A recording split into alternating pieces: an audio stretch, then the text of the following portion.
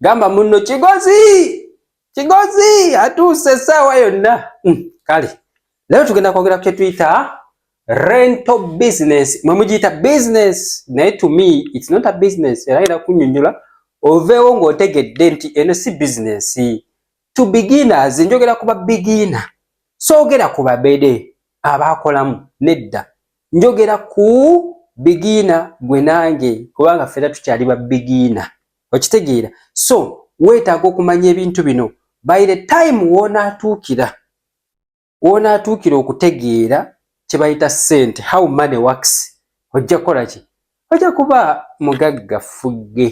Naye ekitukumidde mu bwavu tetumanyi how money works. Yes, abasinga obungi you just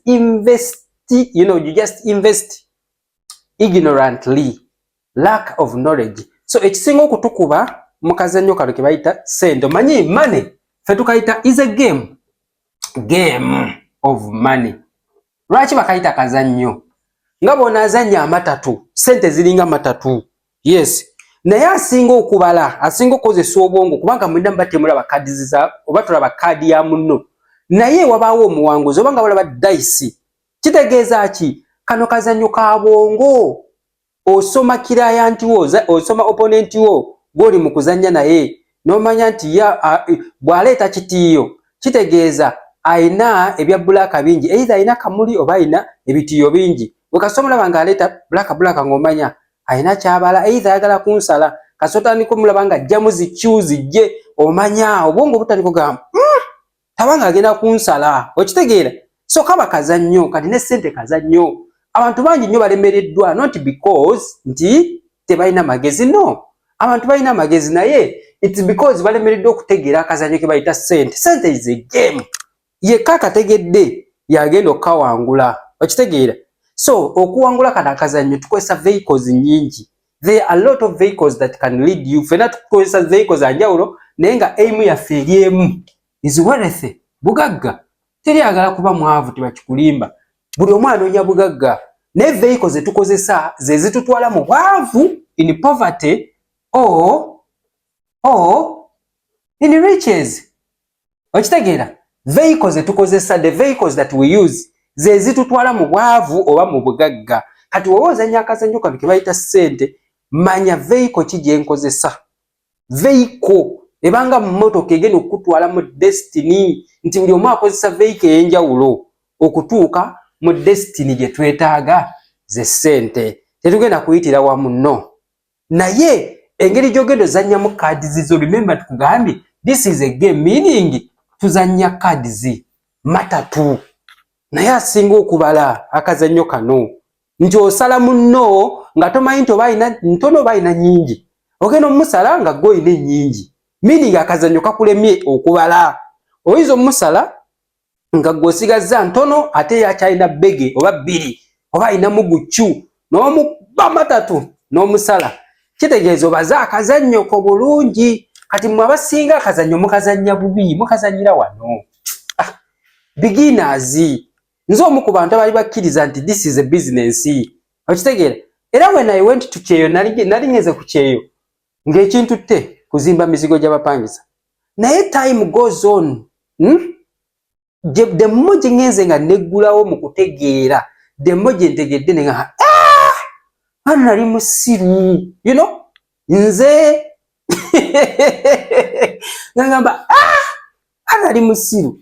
Kati abantu bangi nnyo baliko ekibikka, waliwo kiveiro, waliwo ekikubisse ku maaso, toyinza kulaba. Era nkimanyi mugenda kuleekaana. Omanyi omuntu atalina kyamanyi aleekaana nnyo. Nga nange bwe nali nga nvuma aba bagamba nti emizigo si business. Olwo omusajja yayogera yali ku Facebook okwo, bamuyita Dennis Duke. Alina post gye yateekayo n'agamba lwaki abaana bagenda ebweru okukola, buli omu alowooleza mu kukomawo kutandika kuzimba buzigo.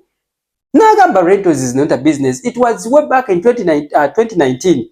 Ne muvuma because nali nakagenda ku Kyeyo by that time 2019. Ne muvuma. Okitegeera?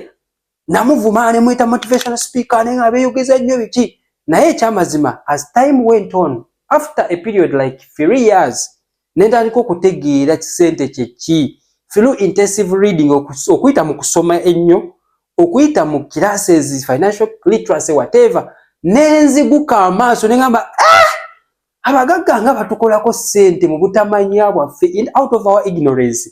Omanyi Uganda abantu abasinga mulowooza the economy is bad economy. Naye mukwano teri economy esinga bugagga nga ye Uganda. Bw'oba olina amagezi Uganda yensi erimu ssente nkubuulira ensi ejjudde ssente mulwakuba temuziraba. Why? Because you never trained ekisooka you never trained your eyes to see opportunities. Okitegeera opportunities others don't see. Kati ffe kano kazannyo erino somo ddamba mu financial literacy bakusomesa amaaso go ga training otya okulaba opportunities abalala ze batalaba. Ne bakulaga kwegamba olaba banenga Uganda ejjudde opportunities maama nyabo nogamba nange ssente ziri e Uganda mmwe ezivuluuja buvuluuja. Naye okutuuka okulaba ssente mu Uganda olina okutraininga amaaso go okulaba opportunities. Tetutraining amaaso, tutraininga mind. It is the mind that we train. Kubanga obugagga nakugamba it is a mindset. Kati financial literacy bwe kuyamba.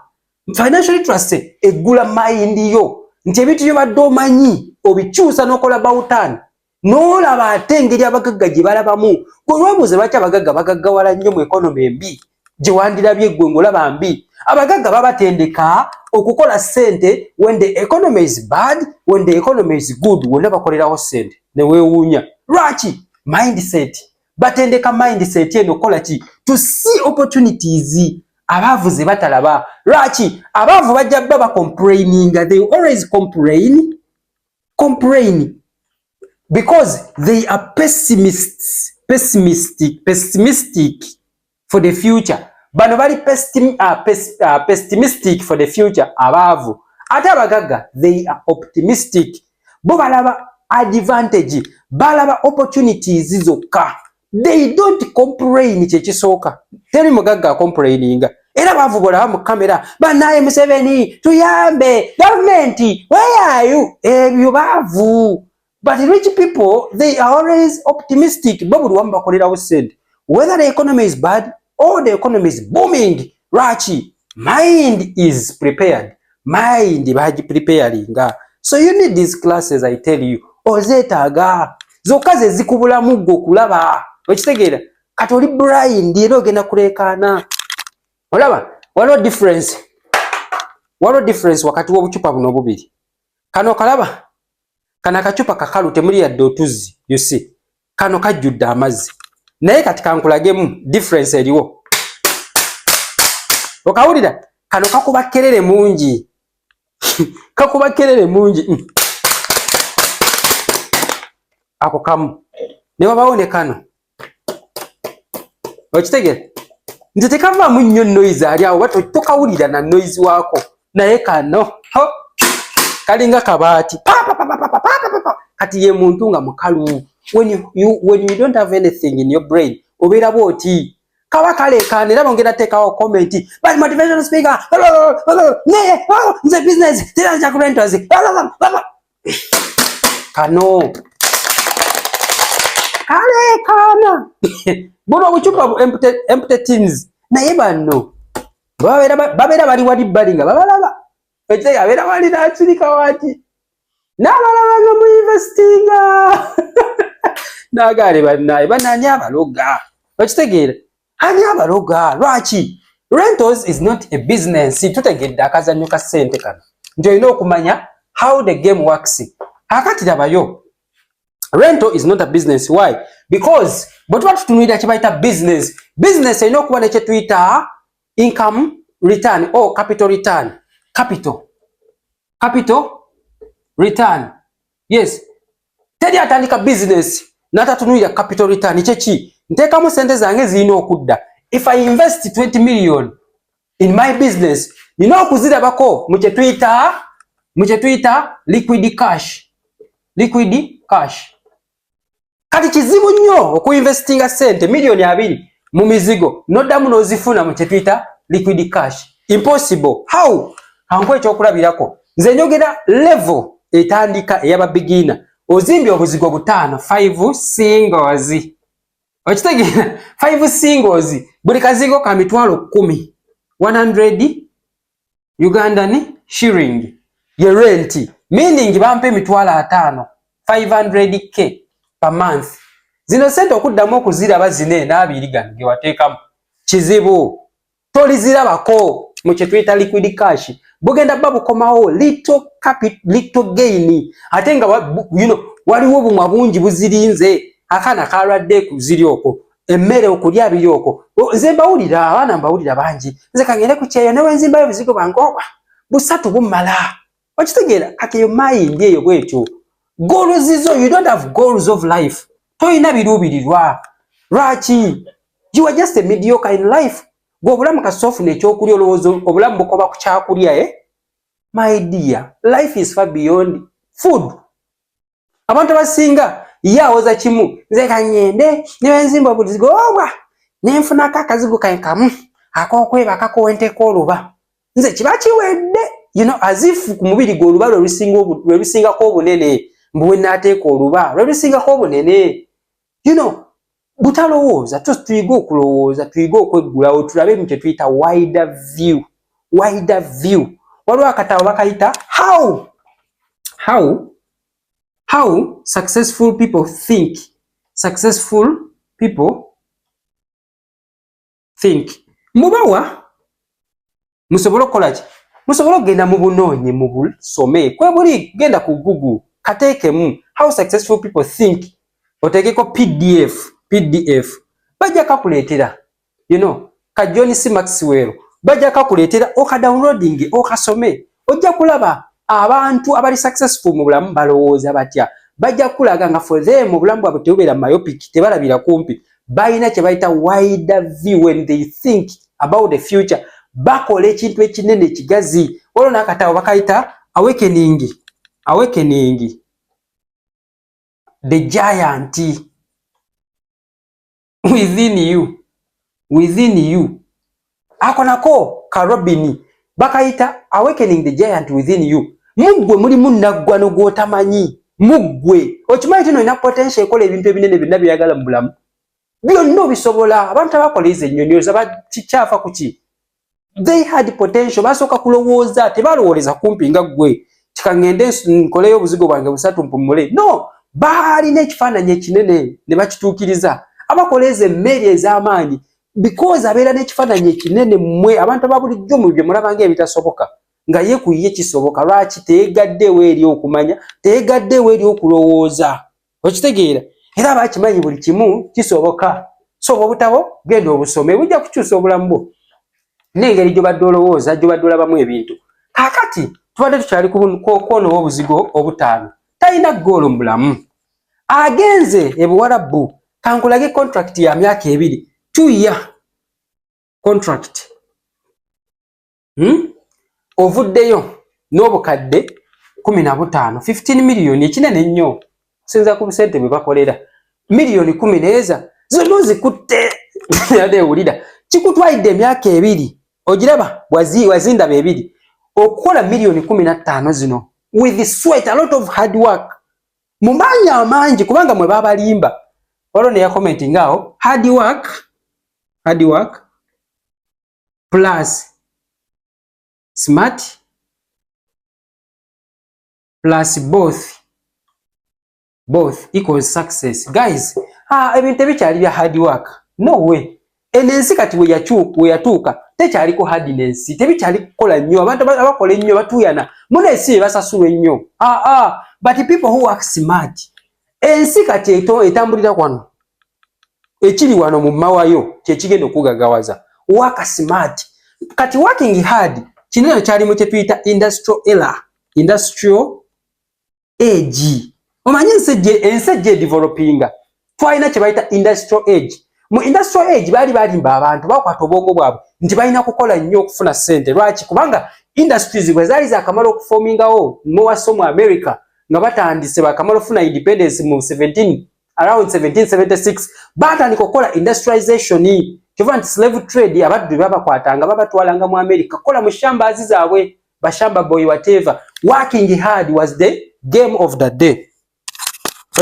Working hard was the game of the day. Kakati nga bakola nnyo during what we call industrial age. Kakati ebiseera byatuuka okumanya ne kweyongera ne tuva mu kye tuyita industrial age ate ne tugenda mu kye tuyita information era. Information. Kati mu kye tuyita information era, people who are more informed be bakola ssente olwaleero. Wekasoba ng'oli mugezi, when you work smart not hard, okola ssente ku mulembe guno. Lwaki? Tuli mu kye tuyita information age. Let me give you an example. I am here on internet. Ndi wano nkuleekaanira, olabanga kuleekaanira. I'm not working hard. I am working smart. Kuno nfunako bakiraayanti abajja ne batwala enkoko. By the way guys, bw'oba oyagala day old chicks, local chicken, come to me. I give you local chicken. Obukoko obuto, day old. So it is working smart. YouTube with the time it will start paying me because of your views. Okitegera? Working smart. Abantu babeera kuno bakola ssente nga just akera nabukezi kwebaka. Okitegera? Ssente azikola ku internet. True, that is what we call information age. Nti tewetaaga kukola nnyo otuyane ebintu byavaawo awo. Okitegera? Olina kutuula butuuzi n'otakula obwongo bwo. How can I make money in this era? Nkoze ntya ssente ku mulembe guno ogwa information wekasoba ng'oli mugezi nga tobbye bantu, saagala kubba bantu. Abantu abasinga bafuna ssente through scamming whatever. No, naye twogera ku muntu ng'azikoze legit, genuinely, ng'akozesezza magezi ge. Okitegeera? Mind, omusajja mu katabo ke bayita Think and Grow Rich by Napoleon Hill ayogera ku kye tuyita the subconscious mind. Nti nno obugagga bujjudde mu mind yo. Kino kye kirombe ekitakalira. Ebirombe byonna bisobola okukalira mu Uganda, zaabu basobola omusima naggwayo, amafuta basobola okugasiba ne gaggwayo, naye mind y'omuntu tekalira. Ono ye zaabu atakalira. Naye abantu bangi nnyo mutudde ku golodi wammwe, mutudde ku mitwe gyammwe. Omusajja bamuyita Dr. Miles Monroe, ndowooza mu katabo ke bayita The Purpose Driven Life. The Purpose Driven Life by Dr. Miles Monroe. Yagamba nti ekifo ekisingamu obugagga, the most richest place is the cemetery. Gye baziika limbo. Ekyo ekifo kye kijjuddemu obugagga. Lwaki? Kubanga ebirooto by'abantu bangi nnyo biri mu cemetery, tebaabituukiriza. Baafa n'ebirooto byabwe mu mind, tebaakozesa mind zaabwe kubawa bugagga obwo, so ne bafa nga tebabituukiriza. Lwaki? Kubanga they never redefined their purpose. Redefining your purpose. Tebaezuula. Omanyi ekintu ekisooka okututwala mu bugagga is redefining yourself. Kwezuula gwani. Kasita ekyo kikulema mukwano, n'olema okwezuula, toliraba ku kye bayita success mu bulamu. Impossible. Lwaki? You have failed to redefine yourself. Toweemanyi who you are. Gwani. Tukubuuza gwani. Naawe teweemanyi ogabanza ani. Oye nange seetegeera mulinga abakazi. Omanyi abakazi akira bukezi ku majanga naye kenyini tamanyi kimuggyeko waya. Manyi kati ffe abafumbo. Obufumbo bunsesa. Me, by the way, I'm a married man. Kakati, si bino ebyammwe ebyakawundo. No, I'm a married man officially. Okitegeera nakuba embaga byonna. So, kakati, obufumbo bunsesa. Omukyala wa mukera ku makya, you know, nabanga waya zaamuvuddeko. Muwasonga banaatera ogenda mu kye tuyita periods. Awo akera ku makya n'agamba omusiikireyo ku mazzi alyeko. Water, fried water, can you imagine? Mujoga. You know, naye bennaffe tuba tumanya how to handle. Naye abakazi bantu bazibu nnyo bakuhandlinga. Lwaki? Because these are emotional beings. Emotional being. Era abasajja abalemereddwa abakazi, it's because amagezi gaabwe matono.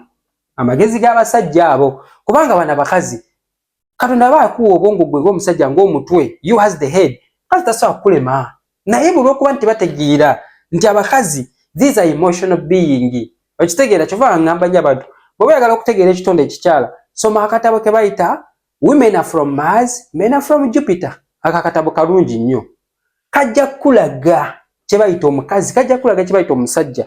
Kati bano abakazi balina ebintu byabwe byotayinza na kutegeera. Akera bukezi ku makya nga naye tamanyi kyamutawaanyiza. N'omubuuza owaaye kiki? Okera ku makya n'omubuuza, honey, how are you? Biki? Nakuba olukokola. Out of blue. N'omugamba kiki? Twabase bulungi nga tuseka twogera bulungi. Nange nvaako nange simanyi. Okitegere kwegamba naye akyezuula akyenoonya kye kyamunyiza naye takimanyi n'omugamba kikibuzibu ki simanyi nange simanyi oba mbadde ki nga avuddeko waya tamanyi kyamukyankalanyiza kati be bakazi kati gwe omusajja oba tolina amagezi oyinza oyomba n'omukuba n'okola ki because amagezi go matono. You just have to learn to be with these creatures. Biyige buyizi kubanga fe abasajja tuli logical. We are logical thinkers. Logical thinkers. Fe abasajja kizibu osanga omusajja nga yeecwankula ebe naawe lwaki we are not driven by emotions. Emotions si ze zitufuga no but baneeno kyova nti abasajja bangi bagamba naye abakazi baagala ki tolitegeera mukazi kyayagala ekyo tebakikulimba lwaki kubanga we are differently connected, we are differently wired. Batuwayalinga mu ngeri ya njawulo. Omukazi akola ekintu nga netamanyi lwaki akikoze lwaki ali driven by emotions. Ate buli wobeera driven by emotions oba tolowooza as simple as that. Kasa emotions zikutekinga over kyova omukazi asookola ekintu nga nekenyini tamanyi nejjusa oluvannyuma lwaki emotions zamututte kyova mada kese esinga ziva ku bakazi. Kazi yasazeeko okusima omusajja obucupa yakoze eki yayiridde mu mwana w'abende amazzi yakoze eki ebyo byonna domestic violence bakazi lwaki emotions zibafuga bwanyiiga bubi amala kukola kintu nawulira nga kakkanye ati oba olina okumuyiga nti bw'aba ali mu mbeera bweti nze ng'omusajja nkole ntya. Do not raise your voice at her. Bw'atandika ebyo kwa abasajja olukwata ku mukazi we n'agamba nvaako nakuba olukokola ng'otandika omusikambula biki sakuwasasasasudawa you are just a fool naawe oba busiru muleke emotions zimale okukakkana mutuule bulungi ate tomuleka mbu kankireke ekikazi ekyo biki no mutuule bulungi mwogere.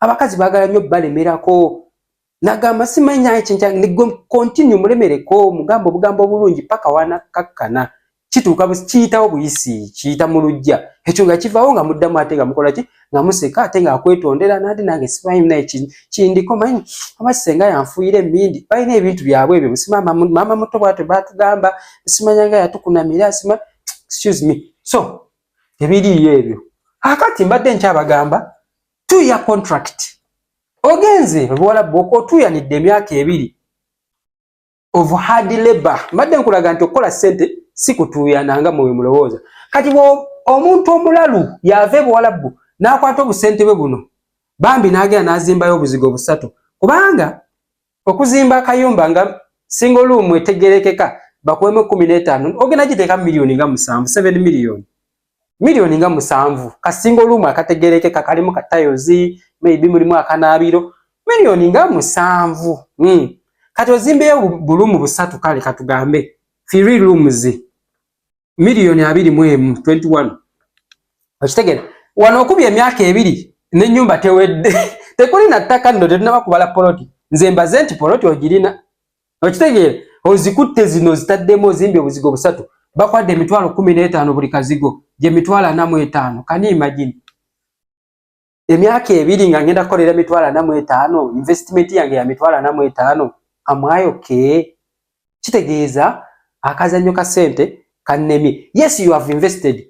Naye how have you invested? Kubanga tulina kye tuyita foolish investment and wise investment. Ekyo nakyo kye kiri somodamba. How do you really invest? Are you investing foolishly or wisely? Okitegeera kati babagagga bakola batya? Abagagga bakola bati kankolage omugagga akola bwati nkugambye obuzigo is not a business right because of their capital return. Bogenda kukomyawo kitono togenda kuddamu kulaba ku sente zo in cash liquid cash togenda mulaba bogenda kuleetera kati ezo sente okuvaayo kijja kutwalira emyaka nga 7 okuzikomyawo zino ngobadde tozirye nako wabula zikwata buli mwezi nozisavinga nga tekuli bizibu birala okuddamu okuzirabako mu cash tojja kuzirabako era kizibu okuteekawo obuzigo obwo nolowooza nti bwennyini bujja kuzimbira emizigo emirala impossible. That's why your landlords are poor. Balandlord bamwe baavu gyonna gye wapangisanga baavu era yazimba obuzigo 5 ya stakinga kobo n'abeerawo naddaawo n'afuna n'olutebe n'atuula n'afuwa oluwa mbaloza yakikuba abula balandlord bamwe bamutawaana nnyo mulaze sibifo oli wamutawaana you are a man of all season so be balandlord bamwe bamutawaana nnyo bafuna olutebe n'atuula wali oyizeera Lwaki? They invested foolishly. Kale kakati capital return mutono. Kakati babagagga bakikola batya? Abagagga bakola bwe bati. Kyenjagala okoppe ku bagagga. Bakola bwe bati. Eno gye tuyita cash flow quadrant. The cash flow quadrant. Cash flow quadrant etegeeza ki? Cash flow quadrant eraga engeri gye tufunamu ssente, buli omu gy'afunamu ssente. Ekulaga ofuna otya ssente zo mu bulamu bwo, income yo. Okitegeera? Bwetyo bwe tulaga. Kakati tulina kye tuyita ESBI quadrants. E etegeeza ki? Eno etegeeza employment. Mulimu. S etegeeza ki? Small scale business. Buno business obutono nga bulwaningira ku gwe, you know, you are the owner. Gwe mu business yo wagitandikawo gw'olimu.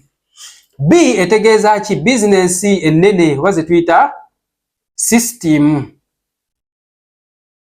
Ate I investor oba investor.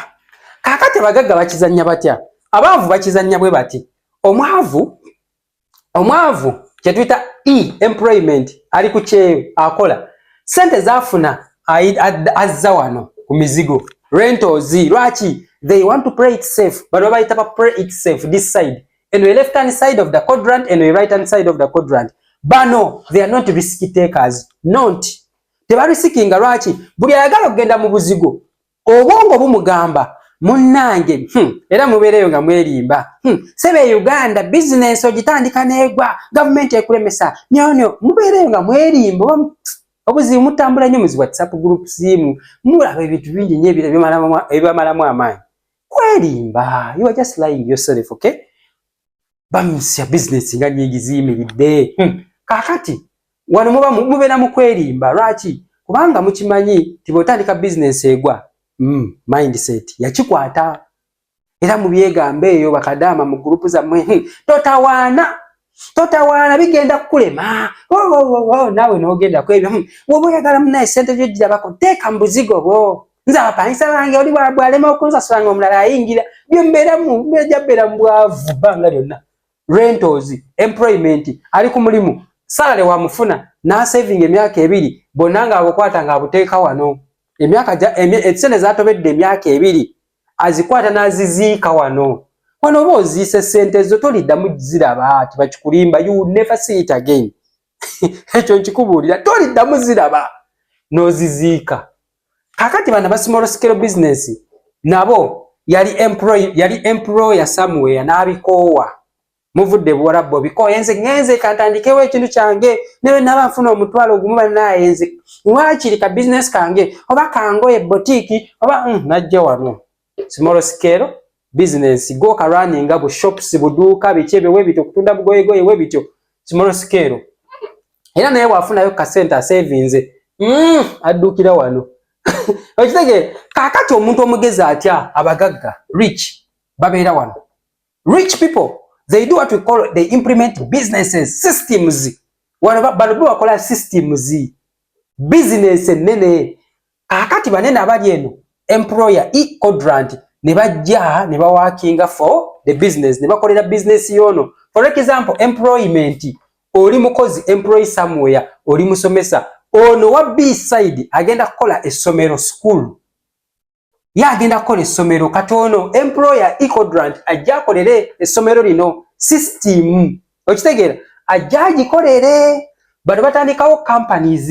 Bano ne bajja ne bakola. Okitegeera ne bakolera company ne babanga bazimbira bano bo ne babanga bagaggawala. Okitegeera gwali eno toligaggawala kubanga ogaggawaza ono. Lwaki? Ono akugulako essaawa zo zonna all your prime time. Era newunyanya abasomesa n'okolera emitwalo 3 300k for 12 hours 9 hours n'otunda essaawa zo ku mitwalo 3 meaning lunaku nkolera mutwalo. Ayoke banange tubagamba ebintu bino nemulooza ntubavuma tukola ki? But muluma gwomuntu alina obwongo yasoma degree holder twani abaloga emitwalo 3. Wakiri sirunde enkoko nemwe you know how much real chicken pays. Enkoko sente zesasula temanyi bino emitwalo 3. Okitegeera ngati balina kiddako nobeera mbusomesa emyaka 2 ngobadde okolera emitwalo 3 mutoligagawalako toliraba ku financial freedom.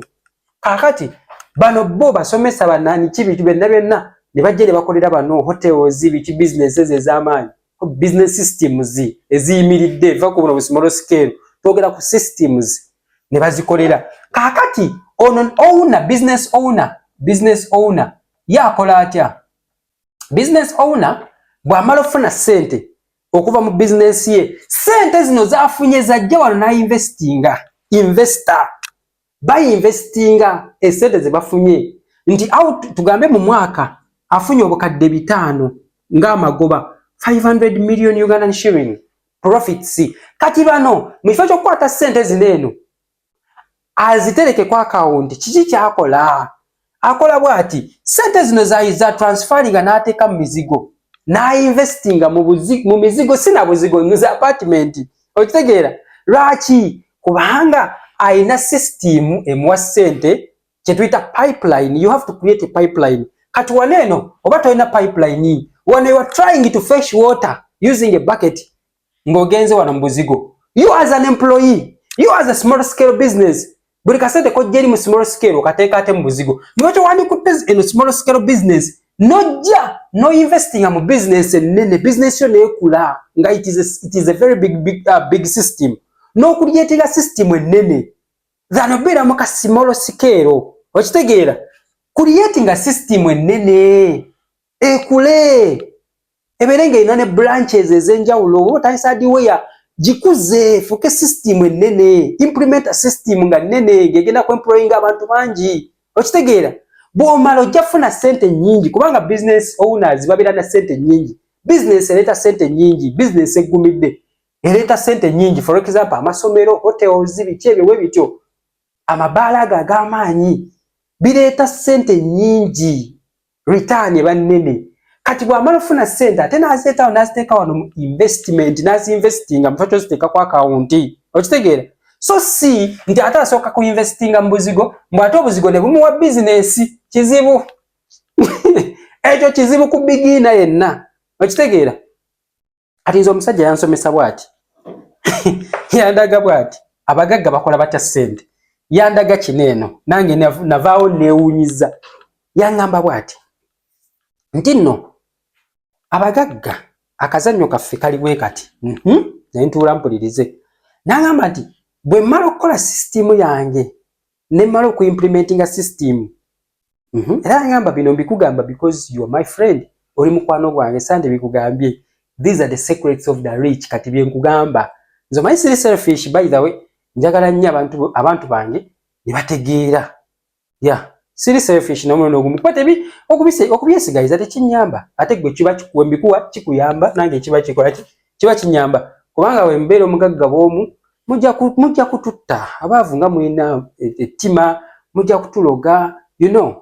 Kati kyova nti twagala nnyo n'abalala ne bamanyi ebintu ebimu fera tutambulira wamu as simple as that. Kakati yaŋŋamba bwati bwe tumala okukola system zaffe zineeno nga zituleetera sente tuzijjawo ne tuziinvestinga mu kye tuyita real estate oba ziyite rentals. Kale mwe muzimanyi nga rentals. Real estate mulimu ettaka, rental business biki mwe bye muyita rental business naye to them it's not a business, it is an investment kye tuyita lifetime investment. Lwaki? Akimanyi sente ze zineeno tezigenda kuddamu kuvaayo mu kye tuyita liquid cash naye zimuyamba okuzimba kye bayita asset column.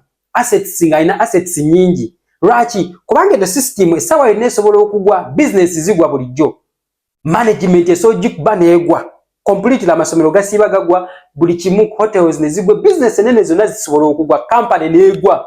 Naye waneeno bw'omala ofuna sente ogireeta wano mu kye tuyita investment n'ozimba real estate yo n'ozimba emizigo gyo byonna ne ziba nga zireeta kye tuyita little flow, income flow, kye tuyita cash flow. Okitegeera cash flow si ye nnyingi ennyo naye esobola okusustaininga mu kye tuyita financial freedom. Kye bayita financial freedom si sente nnyingi. Financial freedom kitegeeza ki? Financial freedom kwe kuba nga ne bw'oba tozzeemu kukola osigala otambuza obulamu bw'obadde olivinga. Kati abantu abasinga bw'omugoba ku mulimu tagenda kuddamu kubeera mu bulamu bw'abadde alivinga rent wabadde amusasula tagenda musasula, emmere tagenda kulya. Lwaki? Kubanga omulimu gwalekeddaawo. Ne financial freedom kwe kubanga nze oba mbadde spendinga million 3 buli mwezi, 3 million nga is my expenditure. Kakati bwe mbanga nina assets ezimpa 3 million buli mwezi nga ate nina ne business, kitegeeza business ne bwebe egudde nsigazaawo assets zange zineeno nga zisobola okurunninga expenditure yange. Kitegeeza ngenda sigala ndi mu bulamu bwe mbadde ndivinga. Lwaki? Kubanga nzimbye cash flow yange, asset column yange, which can sustain me nga ne mbasizeemu kukola for life. Ekyo tuyita financial freedom. Bwe mbanga expenditure yange ya $5,000 nga nze kwenkoma, kinneetaagisa okuzimba cash flow yange ya $5,000. Kitegeeza kasita ngituukako newe siddamu kukola. Ekyo bayita financial freedom. Kati mwabasinga mulowooza financial freedom kuba ne sente nga nnyingi. No, that is not true.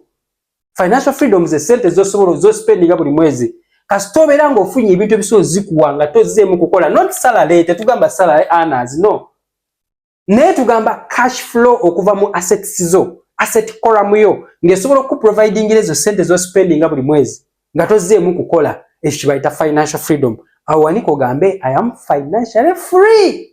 Ebyo bayita eddembe. Nga teweeraliikirira bagenda kungoba ku mulimu. Bannange bwe sikola leero mpedde bagenda kunsala omusaala. No.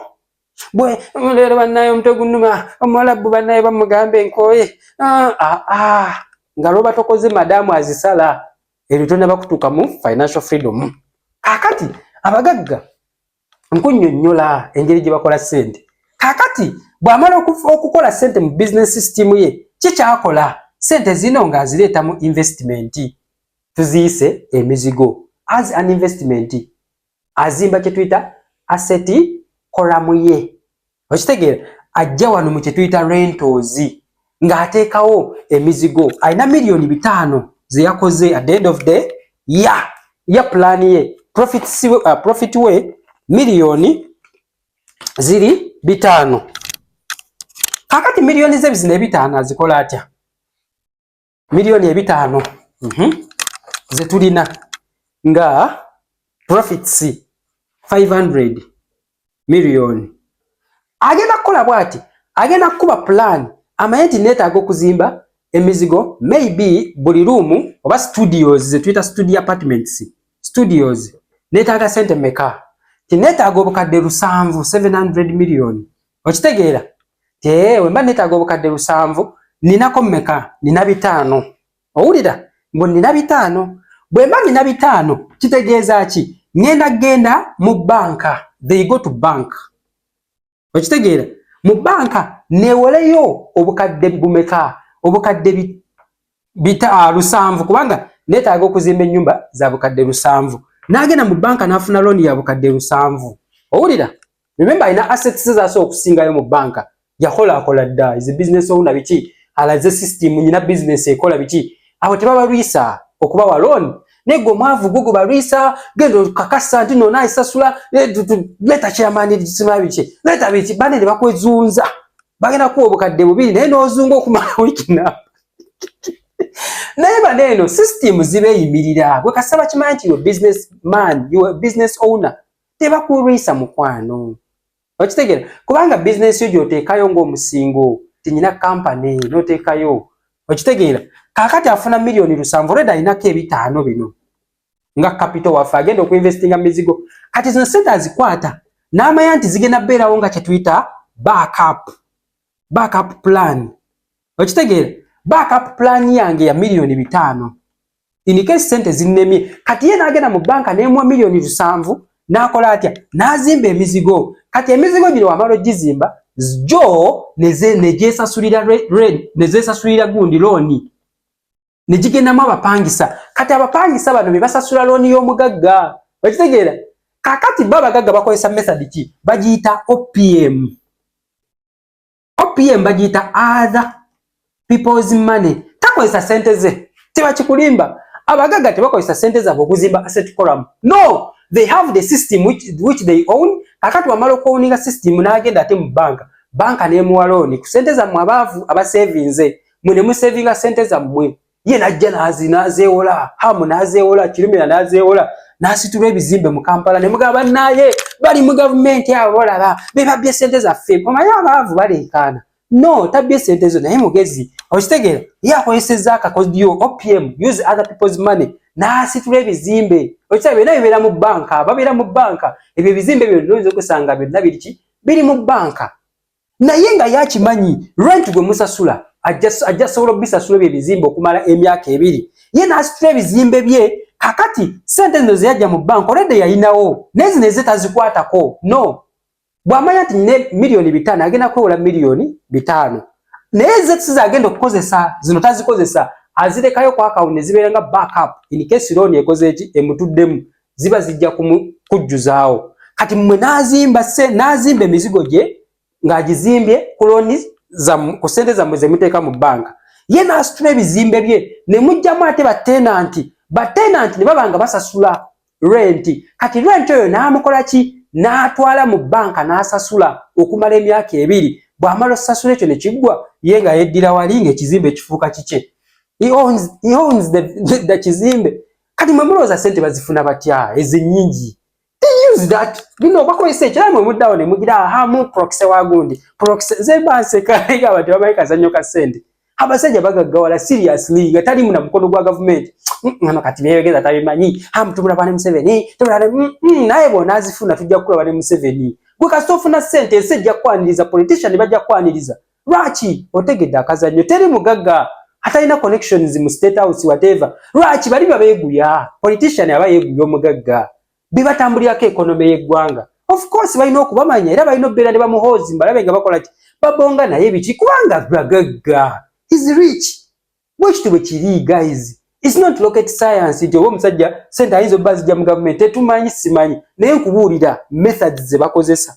okitegeera they use other people's money ne basitula agazimbe mwe ne mukaaba ne muleekaana lwaki kubanga mwe sente zammwe zibeera ku account zirina byakukola bo balina ebyokukola balina plan okitegeera ezo company z'amaizi apple bwebe muya plan yayo ebeera ne miliyoni 2 eza dola naye tezikwatako egenda mu banka with small interest bo ne bafuna loan ya miliyoni 2 ziri ezaabwe ne bazitereka ne bamanya nti bagenda kuzzaayo small interest okitegeera mu mwaka ziri ezaabwe ne zisigala nga weeziri kyokka ate nga bakozesa za banka nuba nti bazannya akazannyo kano naye mwe mukwata sente zammwe zonna ne muzeemalako n'ogenda mu buzigo bukudibiridde oli mwavu olumala ng'obutunda bwe wateeka miliyoni 25 nze mbulaba miliyoni 25 ogenda obutunda miliyoni 10-15 nomayiza nga okoze losi ya bukadde 10 naye singa ate wazimba system okitegeera mu myaka 5 obuzibu temwagala tandika mpola tetwagala tandika mpola start small singa wazimba system mu myaka 5 ate wandibadde wala nnyo okitegeera wandibadde sente ozifuna from the system ne zijja ate ne zikuzimbira emizigo as simple as that naye mmwe Mafika sitakulema bino ebintu byetaaga bwongo nga yenna bagambye Mafika sitakulema akazannyo ka sente kaba kaganye completely. Let me see you in my next video. God bless you so much. Bye bye.